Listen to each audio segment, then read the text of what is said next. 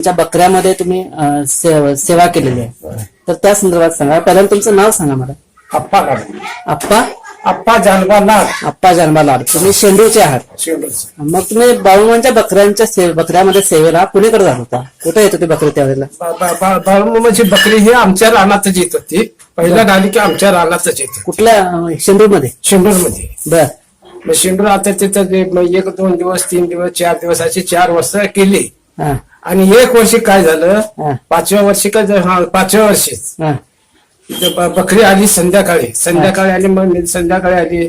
मग बकरी मीच देवाची जेवढी सेवा करायची घोंगडा आतायचं त्यावर बकरी सगळी जायत होती. हा तिथून पुढे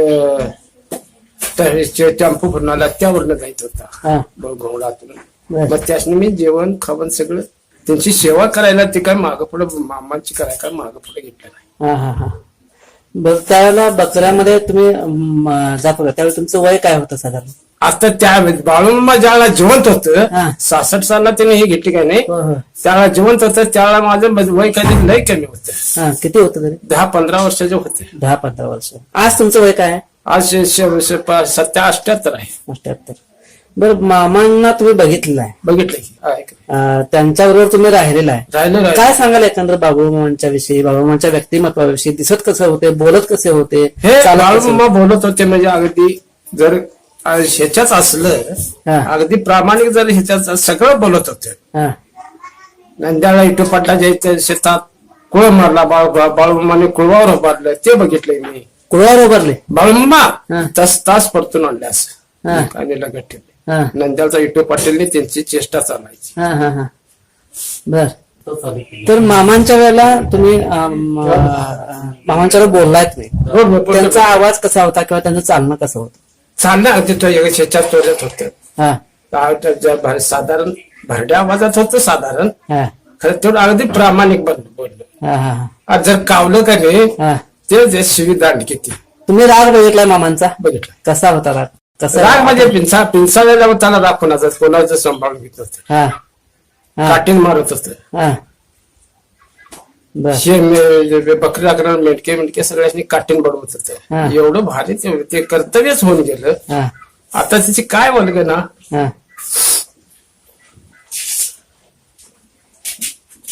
आमचं बाळूमामा हे अकोळच हा आणि आमचं आजोळ बी अकोळच. बर.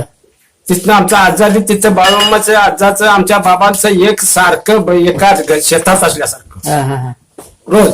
बर.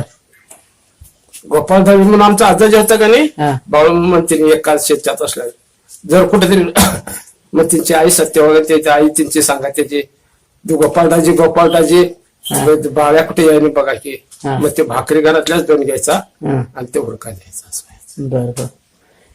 मामाने तुमच्या इथं जे बकरी इथं शेंडूरमध्ये येत होते हं. ती साधारण किती महिने राहत होती? ज्यावेळेला मामा आला आमच्या इथे काही नाही, हा आमच्या शेतातच एक रात्र बसवली.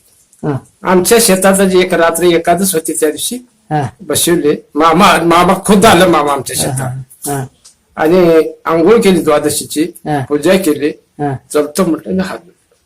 हा हा हा. प्रत्यक्ष तुम्ही असा अनुभव घेतलेला आहे मामाचा. होय होय मामाने तुमच्या शेतामध्ये आंघोळ केलेली आहे. आंघोळ केलेला आहे. हा हा हा. तुम्ही बकऱ्यामध्ये सेवेला जात होता? जायचं होतं की काय काय कसे दिनक्रम दिवसभरचा कसा असणार तिथल्या बकऱ्यामध्ये? ते दिवसभर काय त्याच्या पाठीमध्ये फिरायचं, हा कुठं ते झाडाला जरा बसायचं. हा. तेच किती मग बकऱ्यांना बावळीचे हे बाबूच्या शेंगा आवडायच्या ते कोणतरी तोडायचे. मी का तोडलो नाही मी आपण काय. हा हा हा. बर. मग तुम्ही बकऱ्यामध्ये काय करत होता? त्या बकऱ्यांच्या पाठीमध्ये बकरीच्या पाठीमध्ये फिरायचं. बर.